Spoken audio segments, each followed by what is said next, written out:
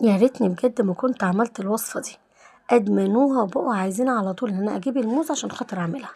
والكيكة ما شاء الله طالعة حاجة كده هوت فاخر من الاخر، تشبه قدرة قادر بس هي مش قدرة قادر. واهم حاجة ان كنت تقلبيها اول ما تطلعيها من الفرن على طول، لو بردت معاكي مش هتطلع من الصينية. طبعا انا كنت قلقانة جدا انها ما طلعتش بس الحمد لله. اول حاجة نوت معايا نص كوباية من السكر، وبعد كده هنزل عليهم ببيضاية وهنقلبهم كويس جدا مع بعضهم.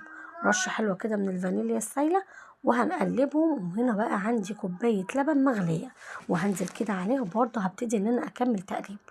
كوباية كده بقى من الدقيق، المج بتاعنا الكبير كده هنملاه دقيق. ما عندكيش المج هتنزلي بكوبايتين من الشاي العادي ومعلقة كده من البيكنج باودر. وهتبتدي ان انت تقلبي الخليط كله مع بعض كده هنركن بقى الخليط بتاعنا على جنب بعد ما اجهز. وفي نفس الصينية اللي انا هعمل فيها الكيكة نص كوباية من السكر، معلقتين من المية وهرفعهم على النار يكرملوا. في مرحلة بقى كده تكرملي السكر انا همسك الموز بتاعي هقطعه بقى زي ما انت ما عايزة بقى تقطعيه دواير، عايزة تقطعيه بالطول مثلثات، التقطيع اللي انت تحبيها وعلى حسب صينيتك قطعيها. انا هنا قطعتها دواير زي ما انتم شايفين بالطريقة دي، بس اهم حاجة حاول تكون الدواير قد بعضها. بعد السكر بتاعي ما اتكرمل بالطريقه دي هبتدي بقى ان انا امسكه كده اروح رصه الموز كله في قلب الصينيه زي ما انتم هتشوفوا دلوقتي. رصهم كده جنب بعضيهم.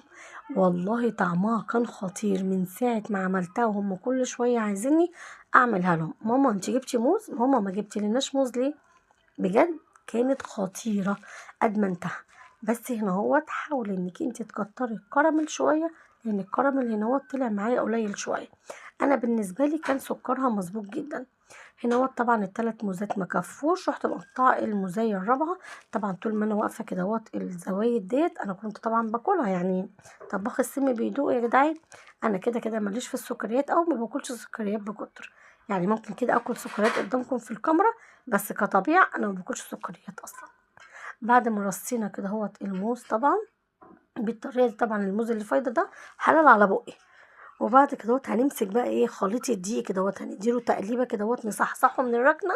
وبعد كده هنبتدي بقى ان احنا ننزل بيه على الموز. طبعا الفرن بتاعنا سخن درجه حراره 180 رف اوسط، هتاخد معاكي بالظبط نص ساعه. وانت هنا بتختبريها خدي بالك انك انت عندك موز من تحت، فممكن تحطي مثلا الخله بتاعتك عشان تختبريها بيها. هتقولي لا دي هي لسه نيه وهي مش هتبقى الكيكه، ده هتبقى الموزايه. شايفين لازم تتقلب معاكي وهي سخنة. شايفين طالعة اللهم